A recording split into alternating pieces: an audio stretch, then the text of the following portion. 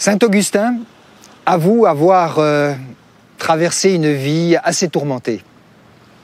Jusqu'à un moment où il a vécu une forme de conversion, un changement radical dans son existence qui lui a permis de se recentrer.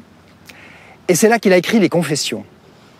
Et dans l'une des Confessions, il dit cette parole bouleversante. Il s'adresse à Dieu et il dit « Ô toi la beauté, je te cherchais dehors et tu m'attendais dedans. »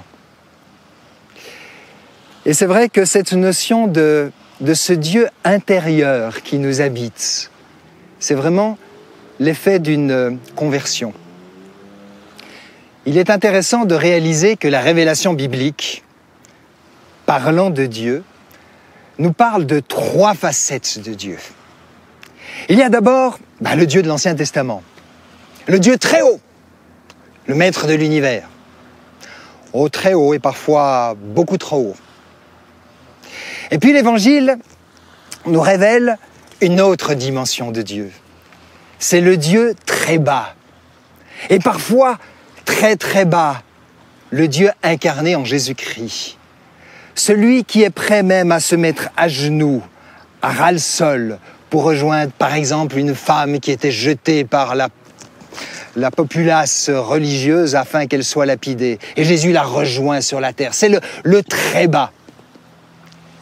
Et puis il y a le temps de l'après-évangile, le temps de l'Église primitive, où Jésus l'a introduit en disant « Il est temps que je m'en aille, pour que vous viviez un temps nouveau, le temps de l'Esprit Saint. » Cette fois, c'est non plus le Dieu très haut, non plus le Dieu très bas, mais le Dieu en moi, celui qui m'habite.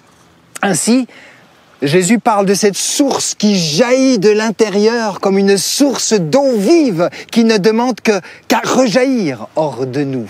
C'est la présence intérieure du divin. L'apôtre Paul, évoquant l'être, il dit notre corps, mais c'est le temple de l'Esprit Saint, le temple du Saint-Esprit, du souffle saint qui nous habite. Nous sommes un écrin sacré. Voilà le message que nous découvrons dans le texte biblique. Les prophètes déjà avaient perçu cette notion du Dieu intérieur. Dans le livre d'Osée, par exemple, Dieu dit « Je ne vais pas te détruire malgré tout ce que tu as fait parce que en toi, en ton sein, je suis le Saint. » S-A-I-N-T, le Dieu intérieur. Comment Dieu pourrait-il détruire sa propre demeure? C'est là que se trouve la source de notre dignité. Quoi que je fasse dans mon existence, il y a une part intérieure que je réalise ou que j'ignore, mais qui est une part sacrée que j'ai à honorer. Comme disait Jung, un psychanalyste, c'est le soi avec un S majuscule qui nous habite et qui se loge dans notre inconscient et qui ne demande qu'à rejaillir en force de vie. C'est là le cœur de la vision spirituelle. C'est là toute notre dignité. Il n'y a pas d'humiliation, mais de la fierté. Et j'aimerais juste rappeler une chose. L'humilité est une belle vertu. Mais qu'est-ce que l'humilité? L'humilité, ça vient de humus, c'est-à-dire la terre. Un être qui est conscient de son identité sacrée, de sa terre sacrée, de sa terre divine, il est dans l'humilité. Et la pathologie de l'humilité, c'est l'humiliation, hélas, trop présente dans le monde religieux. Jésus nous disait quand tu pries, mais va dans la pièce la plus retirée et là ferme la porte. Et là, dans le secret, tu vas découvrir ton Dieu. Cette pièce la plus retirée, où nous sommes invités à descendre et à fermer la porte, n'est-ce pas la chambre du cœur?